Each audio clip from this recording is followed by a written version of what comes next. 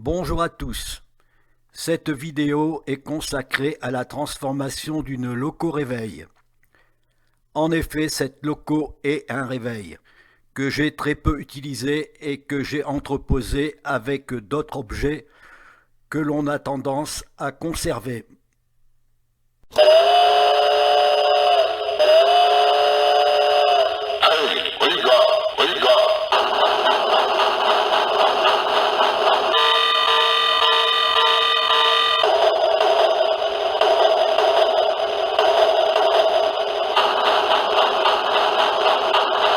Ensuite, les années ont passé. J'ai ressorti ma loco réveil d'un carton pour m'en débarrasser. Et après réflexion, j'ai eu l'idée de la garder pour la transformer en une loco sans réveil, en lui ajoutant quelques éléments complémentaires pour la mettre en valeur. Pour modifier la locomotive réveil, il faut procéder entièrement à son démontage. Et pour commencer, il faut séparer la loco de son socle. Le socle intègre les piles, le générateur sonore et les fils électriques qu'il faut couper. La locomotive séparée de son socle. Il faut déclipser la toiture, déboîter la porte de la boîte à fumée avec son pare-buffle et retirer la collerette de la cheminée.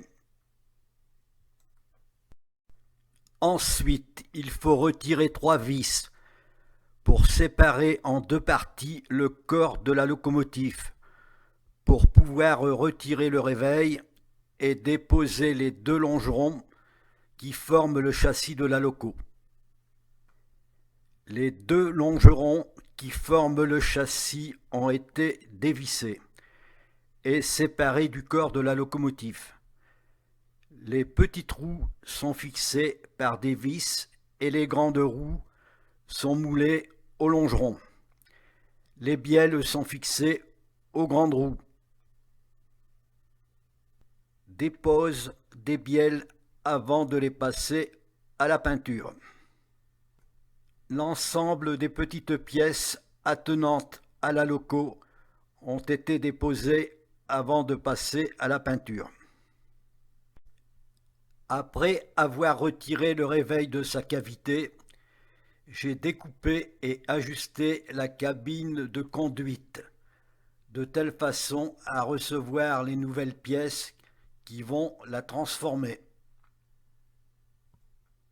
Voici les nouvelles pièces que j'ai fabriquées pour monter la cabine de conduite, avec des mains courantes en laiton et des baies vitrées.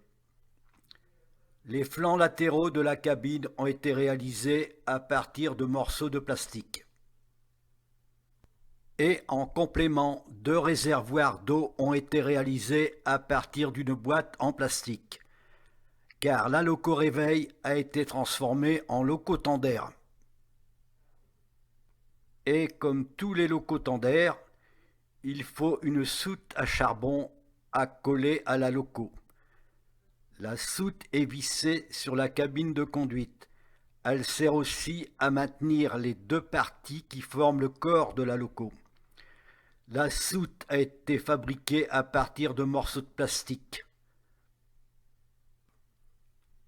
Maintenant que la loco a été démontée pièce par pièce et que d'autres pièces ont été réalisées pour être installées, c'est le passage à la bombe à peinture, avec une couleur noir mat.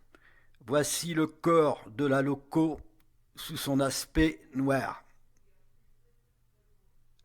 L'interrupteur du réveil en forme de dôme a été neutralisé et collé sur un côté. Les petites roues ont été repeintes en noir mat et les bielles d'un noir mat anthracite. La soute à charbon et la porte de la boîte à fumée avec son pare-buffle sont peints en noir mat. Comme la toiture et les autres pièces attenantes qui vont avec la loco. Et voici la locotendaire remontée avec ses pièces rajoutées. On pourra la placer dans une vitrine ou sur un socle en forme de diorama. C'est une loco qui tourne autour de l'échelle 1/32 environ.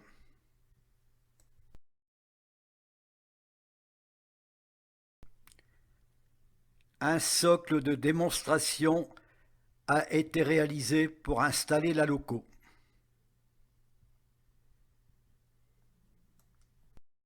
Le socle est monté de rails à gorge que l'on trouve en voie d'usine ou en voie de tramway. Ce semblant de rail à gorge est simplement deux fers plats de 12 mm de hauteur sur 3 mm d'épaisseur.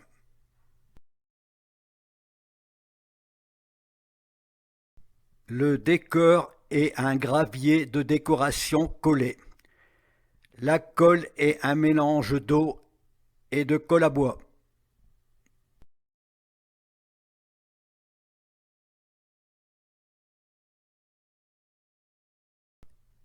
Et voilà, c'est terminé pour la transformation de la loco réveil, qui maintenant ne réveille plus. Merci à tous d'avoir visionné ma vidéo.